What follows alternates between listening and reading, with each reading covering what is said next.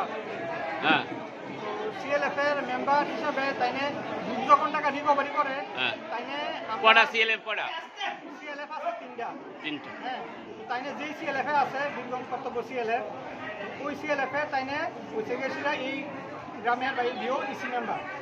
তো EC member হওয়ার সুবাদে তাইনে টাকাটা আইনে সেটা রিকভারি করে। তো আমরা আগে ইনফর্ম করছিলাম যে অ্যাকাউন্টে টাকা রিকভারি করানোর কথা, তো তারা সিস্টেমটা চেঞ্জ করছে না, চেঞ্জ না করে নিজেরা টাকাটা আইনে ডিপোজিট করতে। তো আমরা অডিট তো ইয়ারলি হয়, তো অডিট করতে গিয়ে এবার দেখা গেছে যে অনেক দিদি অনেক টাকাটা নিজের কাস্টডিতে রেখেছে, জমা দিচ্ছে, যেটা আমার অডিটিকে শেয়ার ধরা পড়ছে।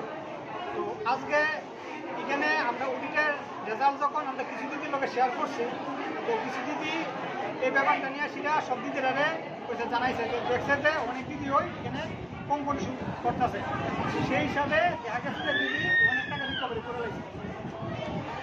আজকে এখানে মিটিংটা ডাকা নিয়েছি যাতে এখানে একটা সিদ্ধান্ত নেওয়া যায়, হ্যাঁ, যাতে দিদিরা সব টাকা রিকভারি হয়। আর আমরা প্রয়োজনে আজকে প্রয়োজন না, আমরা মোটামুটি আইনের ব্যবস্থা আমরা সিদ্ধান্ত নিয়েছি, কারণ টাকা আমার রিকভারি হইতে লাগবো 100%। কত টাকা স্যার? এটা আমরা এখন হিসাব করে যারা দেখছি প্রায় 19 লাখের মতো আছে যে টাকা, কিন্তু দিদির হিসাবে টাকাটা আরও কম। যখন দিদি বলেছে যে তাই খাতার মধ্যে লেখা রাখে, এখন তো এটা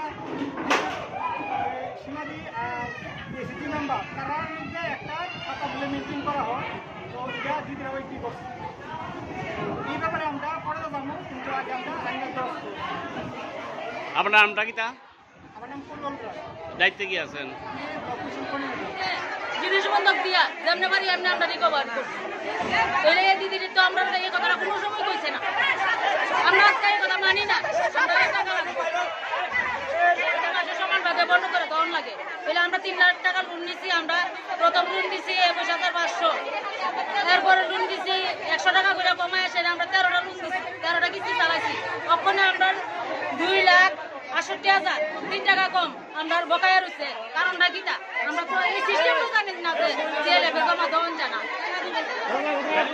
আমার নাম রহমান বেগম, আমার দলের নাম খুশবু, আমার দিদির নাম রাতামাধব দিউ।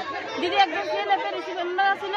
দিদি কইছে দিদির কাছে সব দলের টাকা দেওয়ার লেগে আমরা দিদির উপর বিশ্বাস করে সব দলের টাকা দিদির কাছে দিছি, প্লাস আমার দলের টাকাও দিছি। আমার দলের ওখানে লোন শেষ এই মাসে 14,000 টাকা দিলে, কিন্তু ওখানে দেখা গেছে বকায়া আরো 53,000 কত টাকা মানে বাকি। আমি আমার হাজব্যান্ডের অসুস্থ ছিল, অ্যাক্সিডেন্ট করছে, হাত ভাঙছে, তারপরে কিন্তু আমি লোন আটকাইছি না, প্রত্যেক মাসে ক্লিয়ার করে দিছি। প্লাস আমার বাচ্চাটা হসপিটালে অ্যাডমিট ছিল, তখন আমি আমার টাকা দিয়ে গেছি। তাহলে ওখানে যদি এরকম করলে আমি মানুষনি। আমার লোন এই মাসে শেষ দিতে যেখান থেকে যেমনি ফেরত এটা আমি জানি না, টাকা শেষ করতে লাগবে। বিশিষ্ট স্থানে অধিষ্ঠিত, আমি নাম নাই নিলাম, তাইনের একটা জিনিস লক্ষ্য রাখা দরকার ছিল যে আমি যেহেতু এই জায়গা থেকে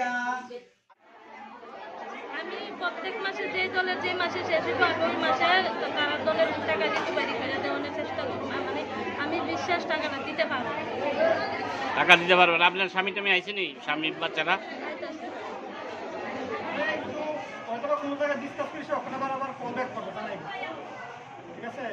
তো আমি স্যারের কোর্ট কেসের কথাটা কইছি, যেহেতু আপনারা টাকাটা রিকভারি করানোর ম্যাটার আছে, আমি যদি এফআইআর করি তাহলে এই টাকাটা আমরা ফিরে যেত না, ঠিক আছে? তো দেখা যাক স্যারে কি সিদ্ধান্ত জানায়।